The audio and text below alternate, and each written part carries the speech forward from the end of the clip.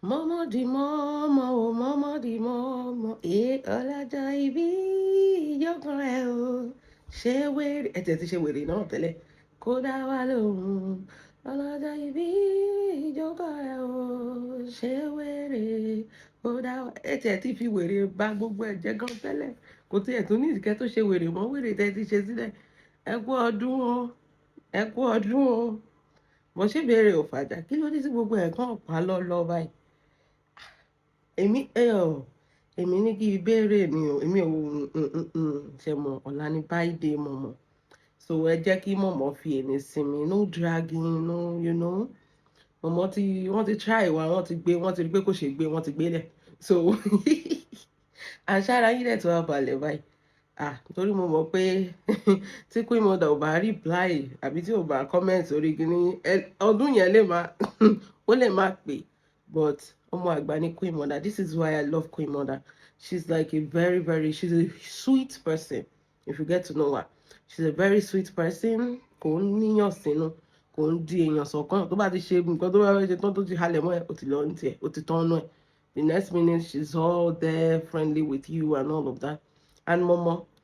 nígbà tó jẹ́ pé the response you are so desperate for àbáyín dúpẹ́ lọ́wọ́ Ọlọ́run pé you have already gotten it now ẹ jọ̀ọ́ kí ibo ló tún kù sí o the response you are desperate for sọ pé Ìyábọ̀ betray yín did she stand for you torí I was expecting Ìyábọ̀ to create a social media platform and be fighting your battle the same way you abi because I don't know where Ìyábọ̀ betray you so congratulations for the reply ṣára yín dẹ̀ ti wà balẹ̀ báwo wá ní ọ̀rọ̀ ọjọ́ ìbí tẹ́ fẹ́ ṣe because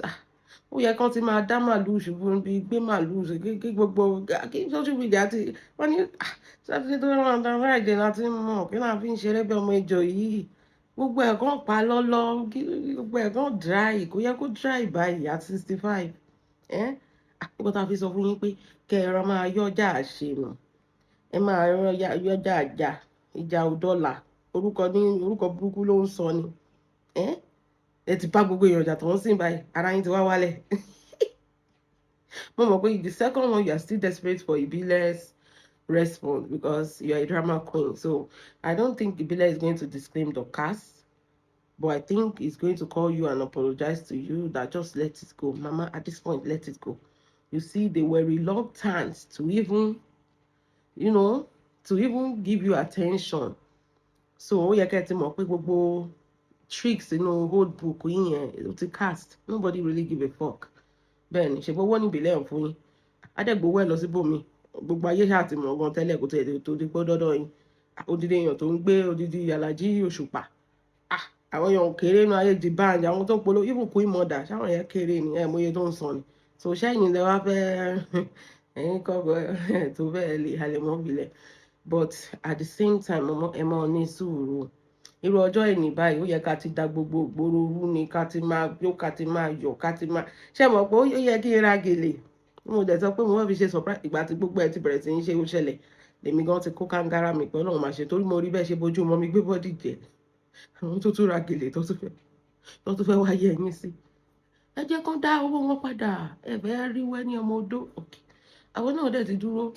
ẹ ṣáà méjọ pé èèyàn láfẹ́ àfẹ́rò kẹ má lọ kẹran sórí tébù kẹ má kẹpẹ wọn léèyàn ẹ jẹ́ kó ẹ sọ fún wọn kó má raṣọ ń témù náà kó múra dáadáa ṣẹ́yìn náà dẹ̀ ti raṣọ gidi tẹ́ ẹ fẹ́ wọ̀ kì í ṣàwọn aṣọ dáadáa tẹ́ lọ ọ́dà ń témù tẹ́ tún gba discount lé lórí yẹn àwọn aṣọ yẹn ò buyè kò yàn 65 lélẹ̀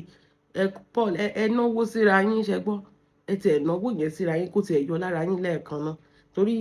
everything that is supposed to go wrong is not supposed to go wrong now because mọ́mọ́ we go drag you like Aswani generator ẹ kúkú mọ̀ pé mi ò ní filter bẹ́ẹ̀ ni wọn ò ní gbéṣẹ́ rán mi èmi máa gbé gbogbo ẹ̀ sórí we go drag you like Aswani generator I'm just telling you pé make sure that gbogbo ètò ti tò ọlá yẹn ká máa sọ pé mọ́mọ́ máa wọlé máa rọra máa wọlé máa rọra kílù máa kí Wàsíù kó máa forí sọ Òṣùpá kí gbogbo wọn máa forí sọra wọn ní kí pati yẹn kó jẹ́ pé bẹ́ẹ̀lì jẹ́mọ̀ irú míǹtì tó jẹ́ pé from reserve gangan wọ́n máa gbé ní bọ́ńdù ṣó yẹ yín pé Auto Bola ṣe ń ju bọ́ńdù jọ sí ó yẹ kó máa ju bọ́ńdù lórí yín ẹ má jẹ́ kó dodo lórí yín o odó máa pa yín dànù ni ẹ má jẹ́ káwọn ọmọ odó wọ́n gbódò dání kán wá jodó lù yín o. ẹ ṣáàrà máa gbà bọ́ǹdù yẹn kán máa fi fọ yín lórí kẹ halẹ̀ mọ́ wá kẹ sọ pé ṣe ti rí we are poor donation làwọn ń gbà ṣe ti yé.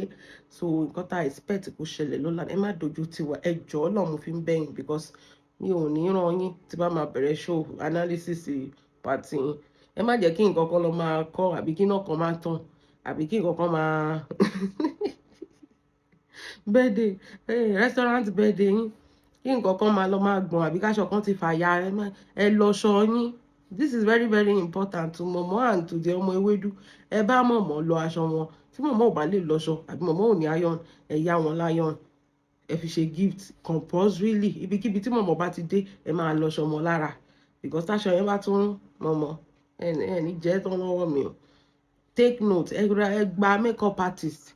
tó mọṣẹ́ ṣe kẹ̀dẹ̀ san owó gidi mọ̀mọ́ owó náà fi owó ló ń túra ṣe ẹ lè máa họ́ọ̀dì owó kẹ máa họ́ọ̀dì owó ẹ náwó yìí wọ́n ṣàwọn fún yín lówó advert ẹ ná síra yín ẹ náwó yìí síra yín. It's not kéèyàn máa ra business class ticket kéèyàn má lè náwó sí rẹ̀ kó túra ṣe kó wọ̀ṣọ́ tó dáa tẹ́lẹ̀dẹ́ ẹ̀gan máa súre fún ẹ pé ewu gbogbo nǹkan tẹ́ kó kọ́ra fún fọ́tò yẹn ẹ jẹ́ kí gbogbo ẹ̀ kó máa glitter kó wà graceful kì í ṣe pé dragging is just in case nobody is telling you it's not always graceful. ẹgbẹ́ fowó gba makeup artist ẹ má sọ pé I know somebody that can do it cheaper àwọn tó ṣe cheaper fún yín jọ́sí ayé wọn máa bàjẹ́ ni bẹ́ẹ̀ ni àwọn tó lọ ṣe makeup cheaper version wíìgì burúkú tẹ́ ẹ gbé sórí tẹ́ ẹ gbé sáwùjẹ yẹn ẹ má gbé wa o ẹ má dé wíìgì yẹn mọ́mọ́ ẹ má try yẹn wíìgì yẹn ó yẹ kẹ́ lọ súnmọ́ láti ọjọ́ yẹn àtàṣọ orange tẹ́ wọ̀ yẹn jọ ẹ má try yẹn pé nǹkan tẹ́ fẹ́ lọ wọ̀ yẹn because no ẹ dẹ̀ má gbé pọ́ọ̀sì oníbò yẹn pọ́ọ̀sì rádaràdà yẹn pọ́ọ̀sì yẹn ọlọ́run tó bá jẹ́ pé èmi ni ọlọ́run máa kó gbogbo ẹ̀ báyìí máa sun náà gbogbo aṣọ tó ẹ fi ṣe photo shoot yẹn máa dáná sun because of kí lèèyàn wá fowó ṣe téèyàn wà lè tọ́jú ààrẹ ó ga ọ èmi ní kí yín ni ó pé happy birthday kí n ti wá kí la mọ̀ àwa ní ká ṣe tọ́lọ́run lára yín pé happy birthday o ẹ̀mí á ṣe púpọ̀ o nínú àlàáfíà a máa rí yín pẹ́pẹ́pẹ́pẹ́ ṣó ti yé a máa rí yín pẹ́pẹ́pẹ́ ẹ máa pẹ́ fún wa tẹ bá ṣorí dáadáa nítorí yín bá pé lẹ́mọ̀ àgbẹ̀ torí yín ò bá pé a máa reset ẹ̀ àti lọ́mọ odó ń sìn bẹ́ẹ̀ ni a máa reset ẹ̀ pẹ̀lú odó. So I hope that this year bẹ́ẹ̀ ṣe fẹ́ cross over to 65 ẹ máa fi ṣe nǹkan tó dáa láyé àwọn èèyàn ẹ ní máa fi búlì àwọn ọmọ ológo mọ́ ẹ ní máa fi wò láti fi jáyàn wálẹ̀ mọ́ ẹ ní máa fi create scene unnecessary scene for anybody ẹ ní máa fi sọ pé ẹ fẹ́ fi control life anybody mọ́ make it a crossover to another era ká tún rí gbéyàn tuntun nìyí ẹ ní máa sọ pé ẹ fẹ́ máa dá sọ̀rọ̀ ọlọ́rọ̀ ẹ fẹ́ lọ gbélé wa ẹ ní máa fi eléyìí tó ṣe bá ń bá bárí ẹ ní máa fi parọ́ tàn wá jẹ mọ́ because irọ́ tẹ ẹ múlẹ̀ irọ́ lọ́ọ̀yà yẹn ẹ káàsì ò mọ̀mọ́ irọ́ burúkú nìyẹn ọ̀làjẹ yẹn gbọ́dọ̀ parú rán yẹn mọ́ tẹ́tù parọ́ mọ́ lọ́ọ̀yà tí lọ́ọ̀yà tún sọ pé kẹ́ lọ mú evidence bíi 34 ní 5,000 euro àbí 5 million ní kọ́bọ̀ tó yọ òun ò rí gbà lọ́wọ́ yín ẹ tún ṣàhun sí lọ́ọ̀yà ọlọ́run bá o. So mọ̀mọ́ moving on as you are crossing over you crossed over into greatness into goodness tẹ́ bá wùwà dáadáa